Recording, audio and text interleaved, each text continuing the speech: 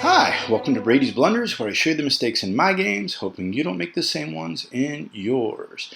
And today's video is a continuation of my first game at the US Go Congress. And if you haven't seen the last two videos, that's where it starts, and suggest you might want to start there. But for the rest of you, welcome back, and today's video should be pretty quick, just a few concepts to show you. And at the end of the last video, I black play now. But it wasn't really a trick question. The trick came two moves before when I played here. And I said that this move was inefficient. And it violated the principle of if you invade on the side and your opponent attacks you, choose one of two courses. Either live on the side or get out. Now I already lived on the side and now I got out, so that's inefficient. All right, so that was the last video. And I said that this was inefficient, but I didn't say where I should play. And it turns out that the answer is the same as in the problem. And here's how to look at it. So white's played here, and I'm alive, so what I should do is take Sente and play somewhere else first. And given that this is still the opening, I should play in the biggest area. Now, I see two candidates for biggest area. I'll show you. To me, this is the third biggest area. The second biggest area is I am controlling corner to corner on the right-hand side. So that's pretty big, right? But there's another area, and that's the top side. And what's the difference between the two?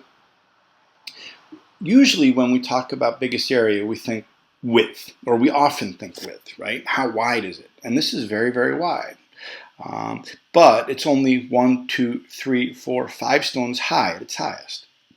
So it's wide, but not all that high.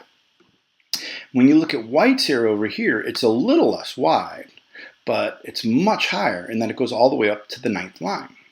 And so it turns out that in this case, height dominates. And the biggest area on the board is definitely the top side. So what I really want to do is disrupt the top side right now. And there's two ways I can think about doing it. I can go ahead and attack this single stone, or I can just split. And I think the better answer is to split, because if I attack that single stone pretty fiercely, white will maybe give it up, right?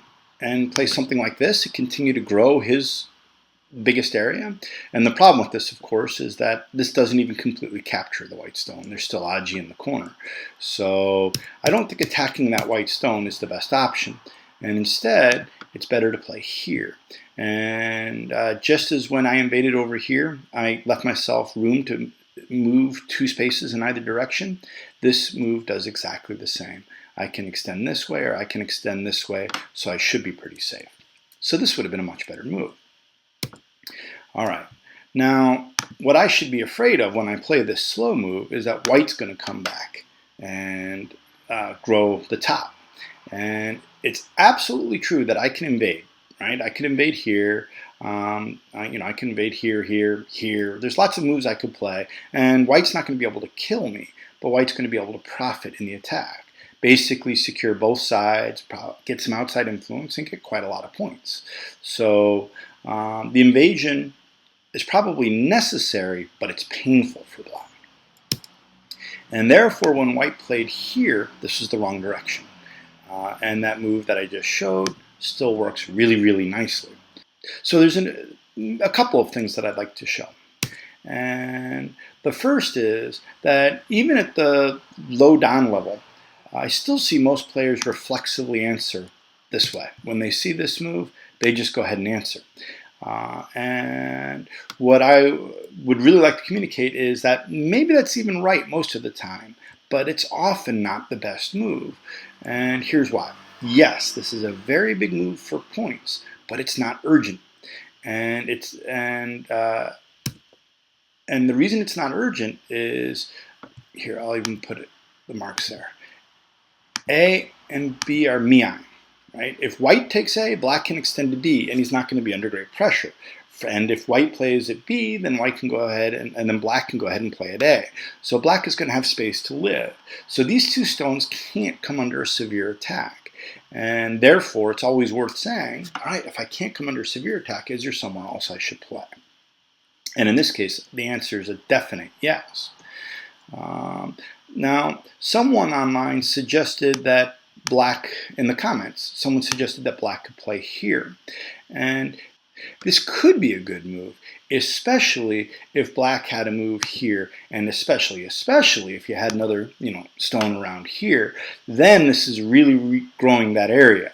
And I'd be all in favor of that move.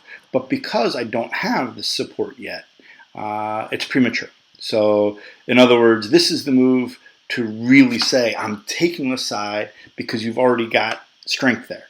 And right now, it's too open, and white will be able to jump in. So I wouldn't recommend this move. But it is an idea, and one that I understand completely. And I actually think I dealt with it in a previous video where I did choose that move.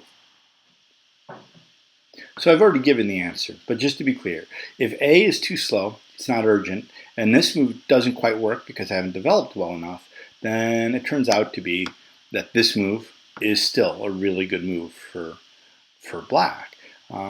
If white goes ahead and helps his group this way, then I'm perfectly happy to start reducing his corner. Making eye space and reducing his corner at the same time, this looks pretty good for black. And what white actually chose to play was here. And this is a good move, and it seems reasonable. But now, all of a sudden, the move that I had played to split white became an attacking move on these white stones. So next, white jumped out, which I think makes total sense. This is an effort to split the two black groups and keep this one weak. Again, so it makes sense. I'm pretty sure he didn't want to do this because he didn't want to let me start to connect my group and control the outside. So I think coming out makes total sense. So he played here. So the next question is, as black, where would you play now? Okay, I actually played this move right. And first I'll show a wrong candidate answer. And when white comes out here, it's understandable that you would feel as black that, wow, my two stones are coming under pressure, right? And I need to help them. So and to help them directly. But the problem with it, white gets to take the corner. And when white takes the corner, he's completely alive. So all of a sudden, he's under no pressure.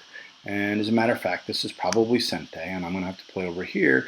And I'm playing a whole lot of moves, but I'm not really developing at a large scale. And I'm not attacking anything. So I'm not terribly happy with this continuation. So it's actually important, instead of helping this group directly, I should play here. And this move is really big in, let's say, 3 different ways, although the last 2 are related. First, and least important, this move is really big for points.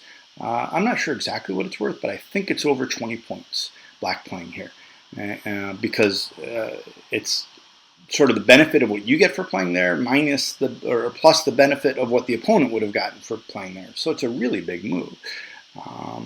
But that's the least important of the reasons. The reason this move is really good right here, right now, is it makes it so that these 3 white stones don't have eye space. Right? They have enough space to make 1 eye, but definitely not 2. White cannot live in the corner after I play here. So this move is an attacking move that weakens these stones. So that's the really big reason. But the third reason is, by attacking these stones, it actually makes these stones stronger. And this is a concept I'm still working on in my games. I tend to look at my stones as stronger or weak, but not necessarily how much stronger or weaker they are in relation to the adjacent opposing stones. So often in games, when a move like this is played, I don't think of it as, oh, now these stones are weaker, and so therefore it helps these stones.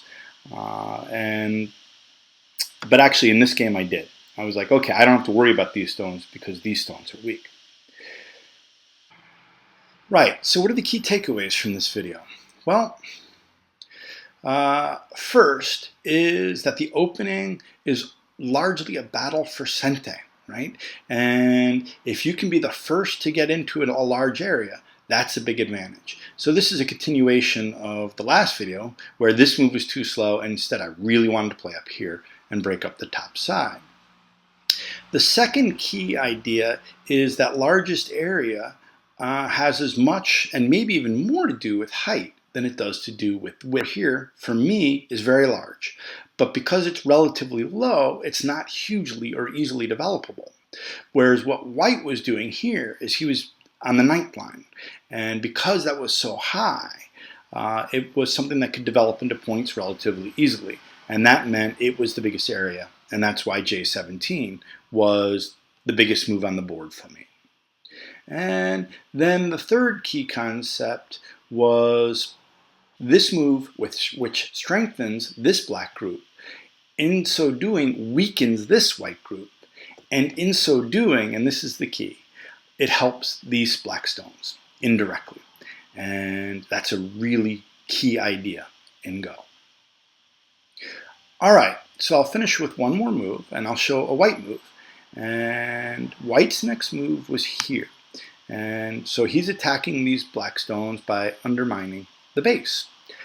What do you think of it? Is that a good move, a great move, a bad move, an awful move, or neutral? Anyway, what do you think of it and why? Feel free to comment on it. Speaking of which, feel free to comment on anything. It's always appreciated. If you enjoyed the video, go ahead and like it. And if you're not yet a subscriber and you want to be notified when I continue this game, go ahead and hit the subscribe button. Thanks for watching, and I'll see you next time.